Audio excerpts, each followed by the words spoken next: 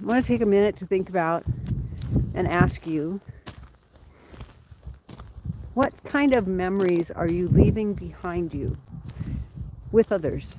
What kind of memories are you leaving behind, and are you carrying forward the intent to create a mark, to create your mark in the world?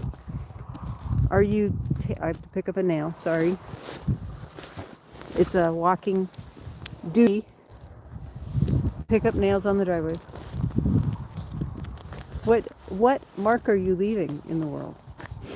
So once we're all gone and all of our things have become trash, it's never about, and I'm coming to realize this, it's not about the body you preserve well. It's not about the things you own, and it's not about even sometimes the things that you do. You know, the things you make, the things you create, because it's going to be trash someday too. It's not really about the empires that you build. It's about what am I talking about? What lets you live on forever?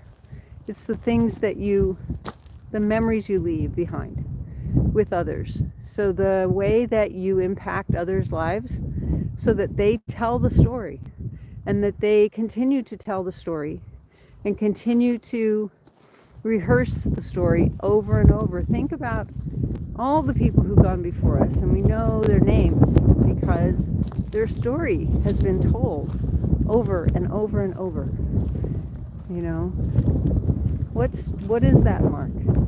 What is that story that others will tell about you that make people want to relate that story over and over and over?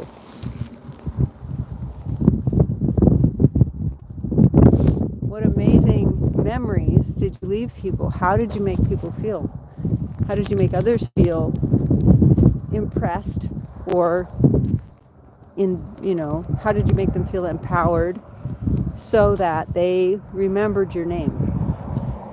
It's oftentimes, I'll tell you, this is just animal chiropractic life. It's constantly, people will say, oh, I had this guy and he came out and he adjusted my horse. Well, who was it? Oh, I don't remember his name. They don't remember the name of the doctor who did amazing things for their animal. Well, it must not have been very impressive, or the person wasn't impressive enough to help them remember their name. So who remembers your name? And how will they recall the amazing things you did for them? And how can you leave that mark? It's not about the stuff you own. It's not about the things you do. Because once you're gone, it's all just stuff. And I've done that before when I've looked at this driveway as I walk up to the house, and I realize that I'm walking on the bones of our ancestors.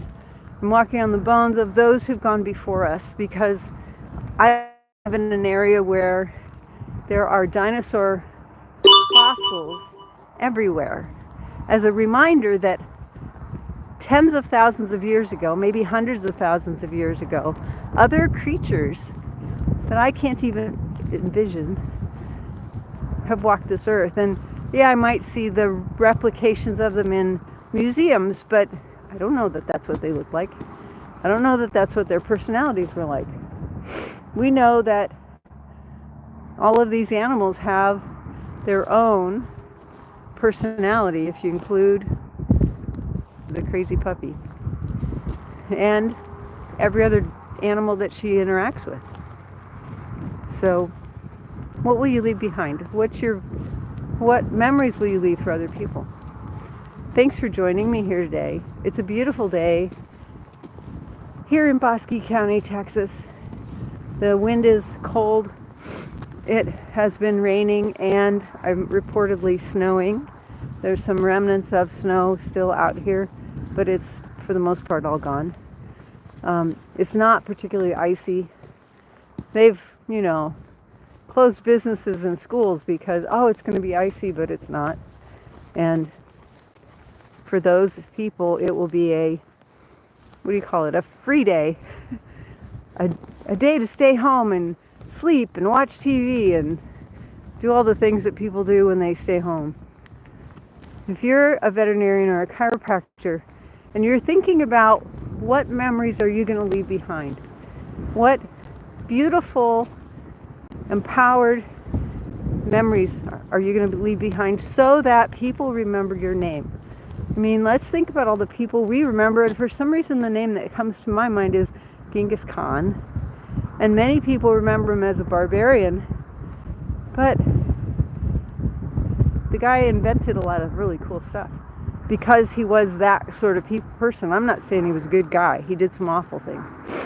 But why do we remember all the awful stuff, but we can't remember the name of the doctor who came and saved the life of our animal? Make your name memorable so that people can pass it along in their stories. And if you want to build a successful animal chiropractic practice that allows you to do that, find us today at animalchiropracticeducation.com, where we train veterinarians and chiropractors just like you to build successful animal chiropractic practices. Find us at animalchiropracticeducation.com.